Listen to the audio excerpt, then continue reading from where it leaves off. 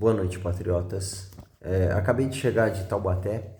Passamos o dia lá em frente ao CAVEX, que é o Comando de Aviação do Exército, então, na cidade de Taubaté.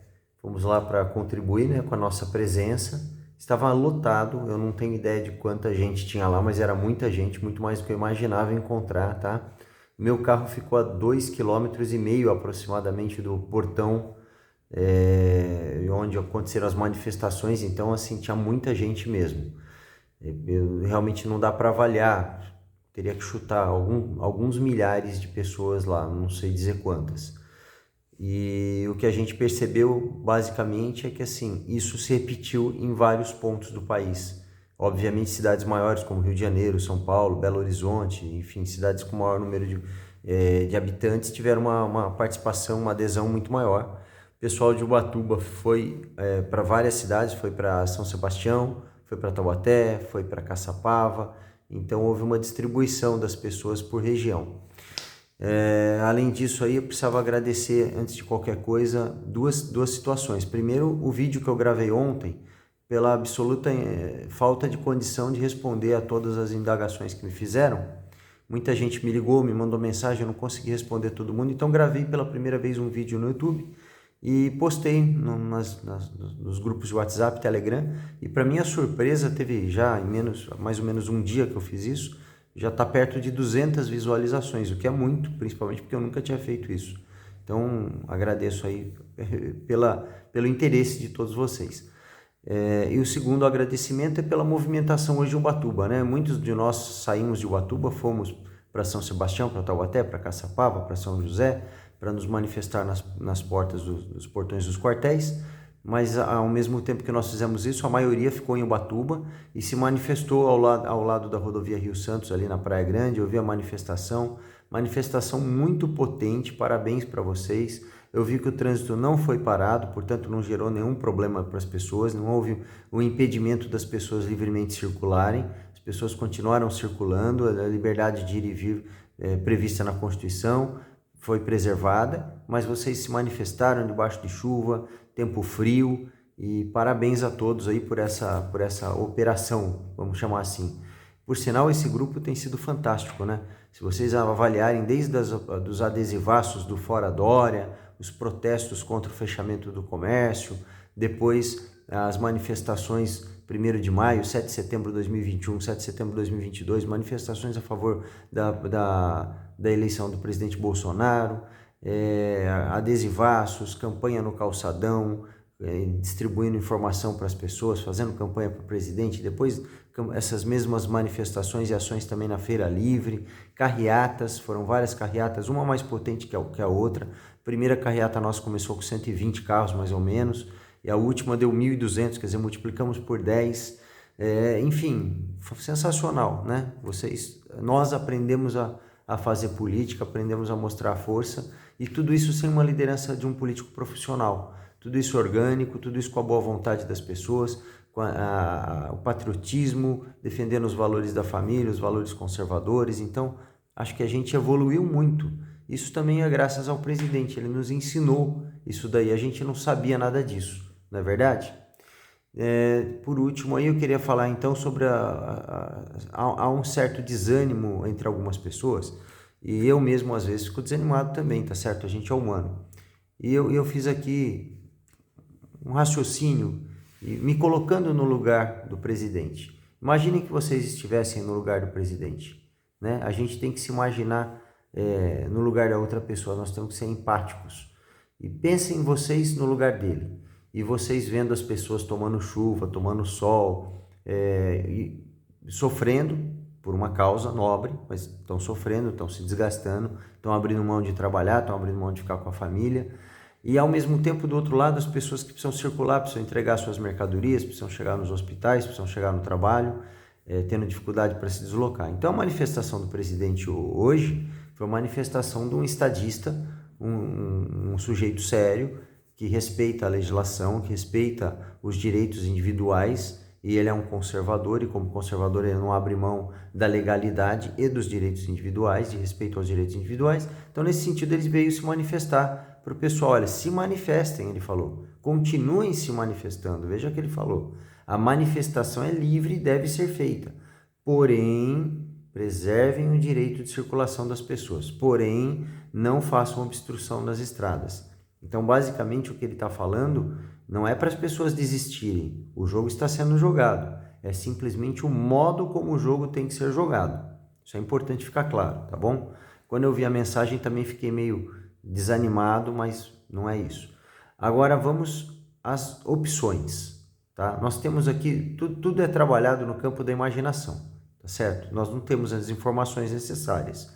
Quem tem não pode falar, e nós não temos. Então nós ficamos especulando, imaginando o cenário. Nós temos 2 cenários, a meu ver, só tem 2 cenários. Primeiro cenário, o presidente já tem as informações de fraude nas eleições, ele já tem um relatório, já tem embasamento material e ele já está trabalhando no sentido de, no momento certo, dar a cartada e intervir nos poderes relacionados às eleições, que eu não posso ficar falando aqui porque senão eu vou ser preso. A gente sabe como é que está a situação aqui no Brasil, mas enfim, ele vai ter a condição de intervir tecnicamente, devidamente respaldado, com o uso da inteligência, da força e do apoio popular. Essa é uma situação. Segunda situação, não se comprovou nada, porque nós temos um processo que é um processo, na minha opinião, totalmente viciado, é um processo eleitoral imprestável, tá certo? E inauditável. Então, com todas essas características, não conseguiu se provar nada, por mais que a gente imagine que houve problemas. Vamos falar assim, problemas. Vocês entenderam o que eu quero dizer com problemas. Então, vamos imaginar que houve problemas, mas que não é possível provar que houve problemas. Então, a bola vem para a população. Nós passamos a deter, então, o jogo. O jogo vem para a nossa mão. E nesse sentido, o que acontece? Precisa que a população faça pressão, então, nas forças militares, para que as forças militares façam a intervenção. Nesse caso, tudo está nas mãos do povo, porque todo o poder emana do povo. Então, a população vai fazer pressão na porta dos quartéis, na porta, seja da Marinha, do Exército, da Aeronáutica, pedindo a intervenção federal. Mas isso não adianta fazer por 1 hora, por 2 horas, por 3 horas, numa tarde, não é assim que funciona. Em 1964, se não me falha a memória, foram 12 dias de pressão. Em outros países que nós vimos esse tipo de situação, às vezes chega a levar 1 mês, 40 dias, 2 meses. Então, é necessário que a população continue pedindo a intervenção militar, fazendo o pedido para que as Forças Armadas intervenham no processo, eventualmente um processo não respaldado da legalidade necessária. Nós sabemos que é um processo que foi todo viciado, cheio de problemas, de novo vou usar essa palavra aqui só para não ser preso. Então, nesse caso, cabe à população manter a pressão, continuar pedindo, peça por e-mail, peça pelas mídias sociais do Exército, por exemplo, peça no portão dos quartéis, mas a pressão tem que continuar. Eu não acredito que isso vai acontecer o pessoal coloca em 12 horas, em 72 horas, em 3 dias, em 2 dias, em 1 semana. Não tem prazo, tá? Não tem prazo. Tem que ficar pedindo, até que as Forças Armadas entendam que está na hora de atender o pedido. O que não pode acontecer é a gente esmorecer, a gente recuar, porque é melhor a gente trabalhar 1 semana, 10 dias, 2 semanas, não sei quanto tempo vai levar, como eu já disse, do que a gente perder o país. Se no dia 1º de janeiro, o Partido das Trevas, representado por aquele que a gente não pode chamar de ex-presidiário, ex-condenado, formador de quadrilha, líder de facção criminosa, lavador de dinheiro, corrupto, a gente não pode chamar aquele cara, que eu também não posso falar o nome dele, de nada disso.